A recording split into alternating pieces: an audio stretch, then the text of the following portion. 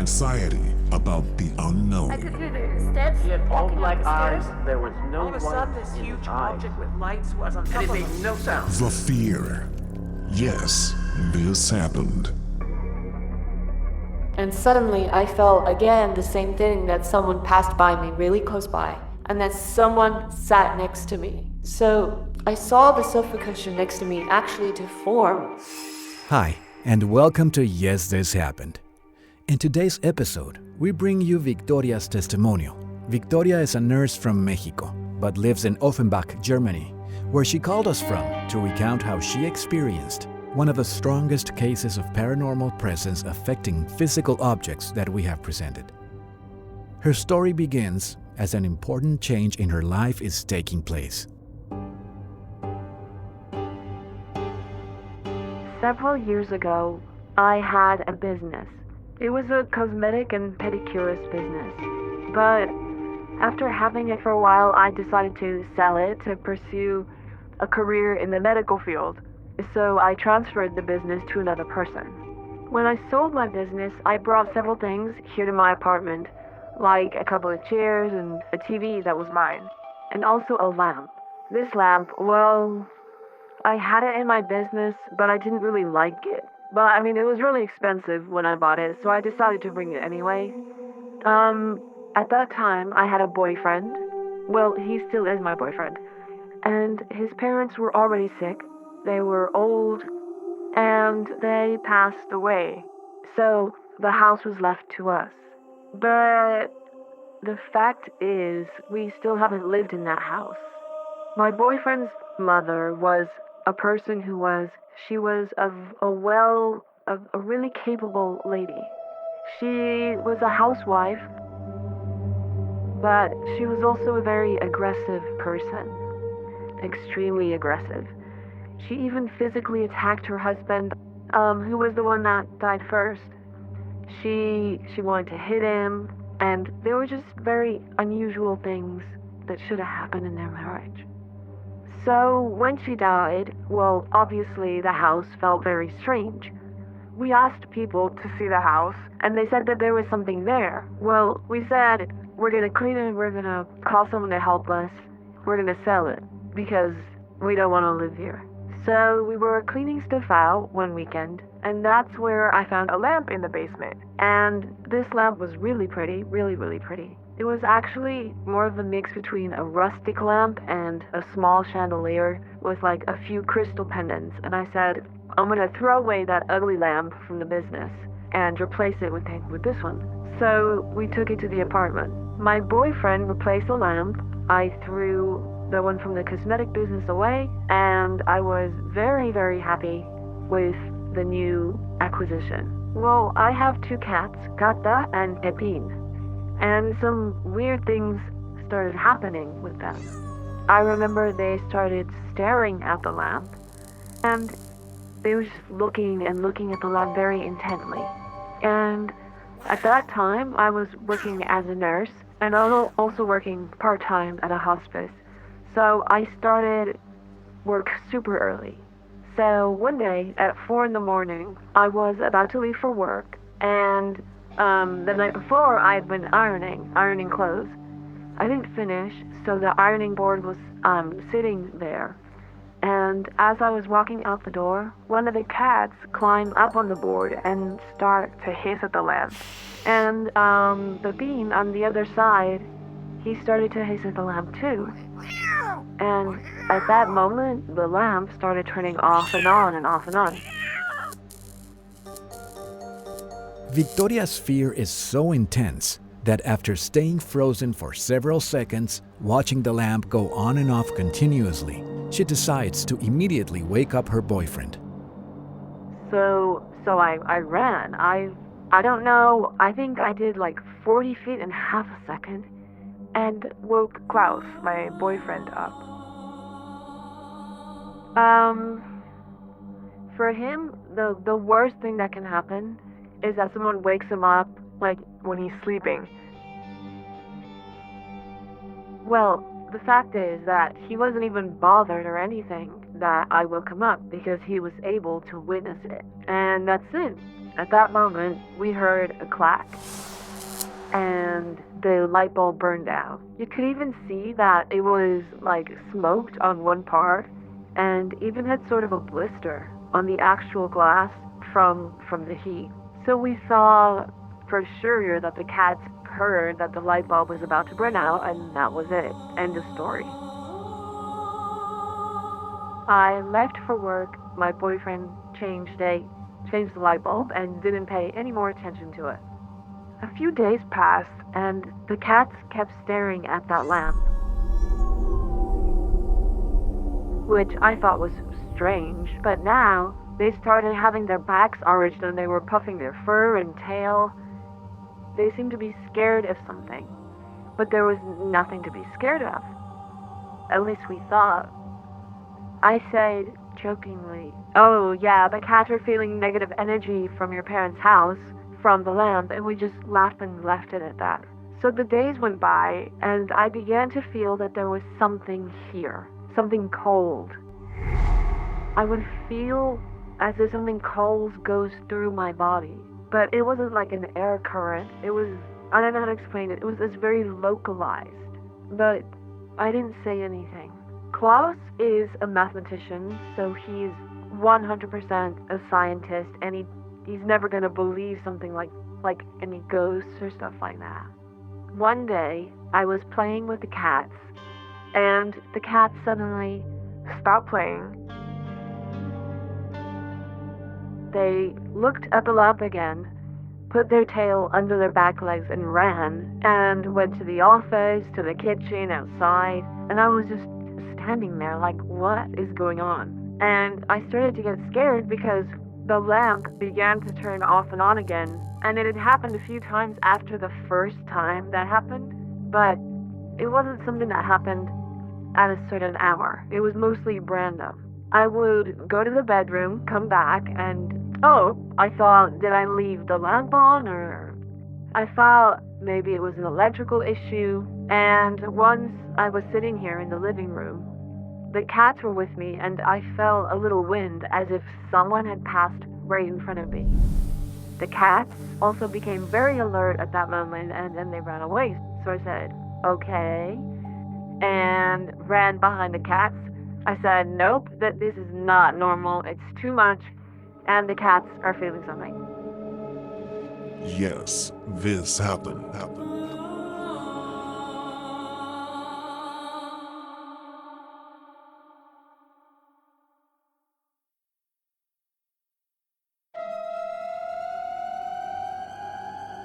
Victoria thinks that these anomalies in her apartment, as incredible as they seem, could have simple explanations.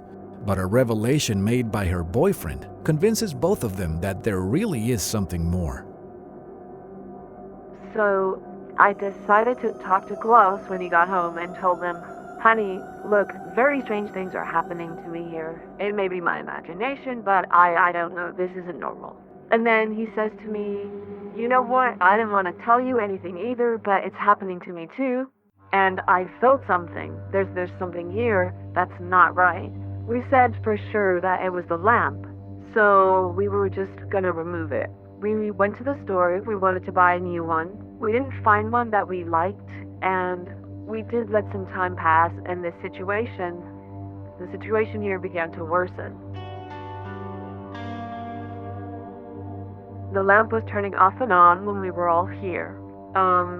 So one day, it was late afternoon, and I was sitting, reading, and suddenly I felt again the same thing, that someone passed by me really close by, and that someone sat next to me. So I saw the sofa cushion next to me actually deform, as if someone had sat down right next to me. And I froze completely. I really didn't know what to do, so I just pretended to read for a couple more seconds, and I got up slowly and walked away. Obviously, on the inside, I was terrified. I'd never seen anything like this. Immediately that night, I said, Klaus, we have to do something. So we immediately went and we bought the first lamp we saw, And when we returned, it was already dark, but my boyfriend wanted to change it right there and then. So he first had to turn the breaker off, and he didn't want me to help him, so he got one of those lamps you put on your forehead, because he wanted to turn off the power. So he started getting to work. I go to the kitchen to get some water, anticipating the lights were going to turn off. Victoria's boyfriend tries to replace the old lamp, but apparently the lamp has other plans, since it wouldn't turn off even with the power to the apartment disconnected. He comes in and tells me, there's a problem. Well, the lamp won't turn off. It can't be turned off. Look. So I went, and the lamp couldn't be turned off. I mean, the power was off on all of our electric stuff except the lamp. Like, the switch wouldn't work exactly for the lamp, and I said, what? So we were so scared that we started to remove the wall and just remove the lamp completely. We were very scared, but we were finally able to disconnect it from the cables in the ceiling and finally turn it off. We were so scared of the lamp that we immediately got in the car with the lamp, and we just went to throw it out in the designated garbage bin at his parents' old house, and then we came back home. The next day, we put up the new lamp. We repaired the wall after the mouse we had done. And my boyfriend went to the bin to inspect the lamp because for sure there must have been something wrong with it. Klaus returns to the dumpster at his parents' house and inspects the discarded parts of the lamp, but the cables and the switch were completely intact. Whatever was wrong with the lamp the night before is nowhere to be found upon inspection in broad daylight. So, with the new lamp, everything had improved a little. No more on and off, but something stayed here because the garbage cans in the house began to open and close. Things moved and, well, we didn't have the impression that it was something evil. It hadn't scared us like the lamp did, so we learned to live with it. And nothing was really bothering me or the cats anymore. I even had a party for my birthday, and all my friends were here, and everyone stared at us and asked, "Hey, what's up? What's going on here? Look, I was in the kitchen, and the trash can just opened and closed." And I would say, "Oh, that's normal, don't worry." But my friends would say, "How is it normal? Something weird is happening." Others would come out and say the same thing, or the doors are opening and closing, and there's nobody there. You have to do something.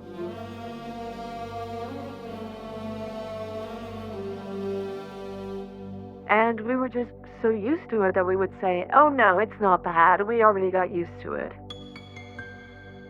One day, I commented to a colleague that knows about many of these things and asked her because I'd read that some cats are like mediums, that cats can perceive things, and she told me to put sea salt in some parts of the house and to then sweep up the sea salt and to send someone to clean the apartment.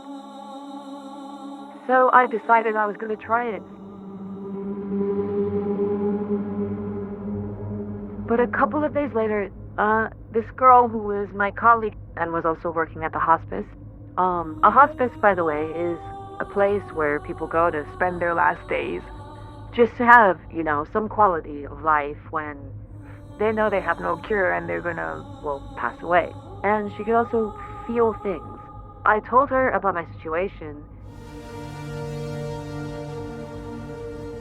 So this girl told me that it seems that with the lamp, a portal was opened in my apartment, and some of the people who died in the hospice had followed me to my apartment. And, they were very happy living with me and being tricksters, opening doors, closing drawers, opening the garbage can.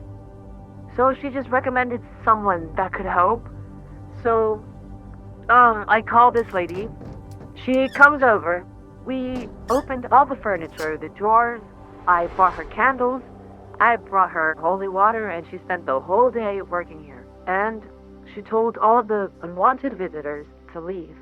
She was sprinkling holy water here in the house And when the spirits opened and closed the doors of the closet or the drawers, she would stay there with the holy water until they just stopped doing that. And then went to the next room and did it again. The worst part was the kitchen. Because in the kitchen, the more holy water she poured, the stronger everything opened and closed. So it just became very aggressive. I didn't see that, but that's what she told me. She was here working from 11 in the morning until 6 in the afternoon. So I went to get some food, and when I returned, she told me there was only one spirit left.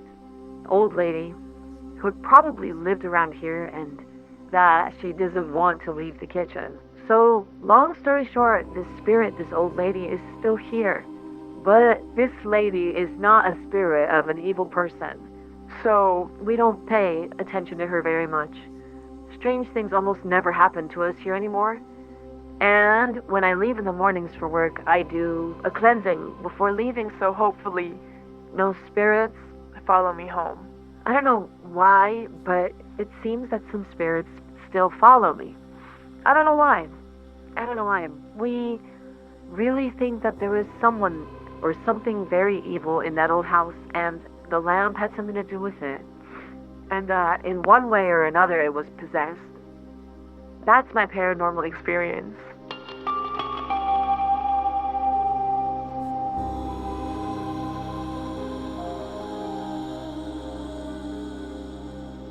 Victoria's impressive account includes truly amazing poltergeist phenomena. The events experienced by the couple appear to have convinced his boyfriend, a scientific mind, of the existence of the afterlife. Was the old lamp impregnated with the hate of an old and sick woman? Could Victoria have unknowingly brought to her house the people who died at the hospice? Victoria's testimony remains with us as proof of paranormal events that transcended their dimension to meet us at ours. What do you think?